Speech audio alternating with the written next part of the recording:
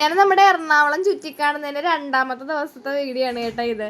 ഇന്നലെ നമ്മൾ ക്ഷീണിച്ച് തളർന്ന് നമ്മൾ നേരെ വീട്ടിൽ ചെന്ന് നേരെ കിടന്ന് ഉറങ്ങുമായിരുന്നു. അപ്പോൾ ഇന്ന് രാവിലെ നമ്മൾ നേരെ പ്ലാൻ ഇട്ടത് ലുലുവിലേക്കായിരുന്നു. കാരണം ലുലുവിൽ പിള്ളേർക്ക് കുറച്ച് കളിക്കുന്ന സംഭവങ്ങളൊക്കെ ഉണ്ടല്ലോ, അതിലേക്കായിരുന്നു നമ്മുടെ ഫസ്റ്റ് തന്നെ നമ്മൾ പ്ലാൻ ഇട്ടത്. അപ്പോൾ അവിടേക്ക് നേരെ പോയി. പക്ഷെ അവിടെ ചെന്ന് പറഞ്ഞാൽ എനിക്കിത് ഈ സാധനത്തിൽ കയറണമെന്ന് ഭയങ്കര ആഗ്രഹമാണ്.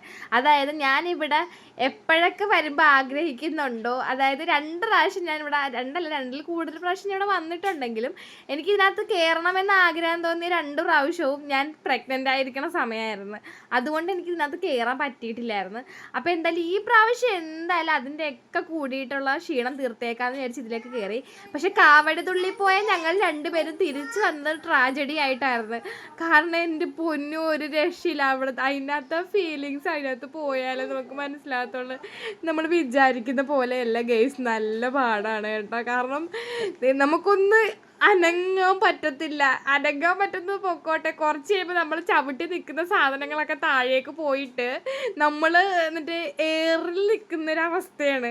ഇപ്പം താഴെ വീഴും എന്നുള്ളൊരവസ്ഥയിൽ ഞാനൊന്നും നിൽക്കുന്നിടത്തുനിന്ന് അനങ്ങിയിട്ട് പോയില്ല. കാരണം അത്രയ്ക്ക് പേടിച്ച അവസാനം ഞാനവിടെ ഇരുന്ന് പോയി ഗൈസ്.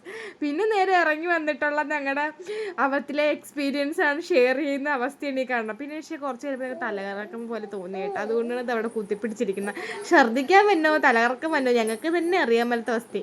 പിന്നെ നമ്മൾ ഓക്കെ ആയി കഴിഞ്ഞപ്പോൾ നേരെ പിള്ളേരെ കൊണ്ടുപോയി കുറച്ച് വണ്ടിയിലൊക്കെ കയറ്റി. ഇവിടുത്തെ വണ്ടിയുടെയൊക്കെ പ്രത്യേകം ചുമ്മാ ഇരുന്നിങ്ങനെ ആടത്തേ ഉള്ളൂ.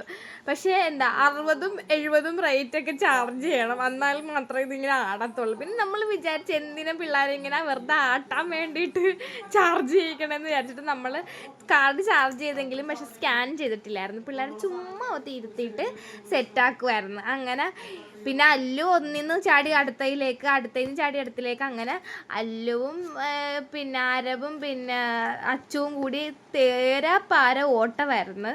അങ്ങനെ എൻ്റെ പൊന്നെ അച്ചു പിന്നെ വലിയ കുഴപ്പമില്ല, പക്ഷെ അല്ലു നല്ല അലമ്പിയാണ്.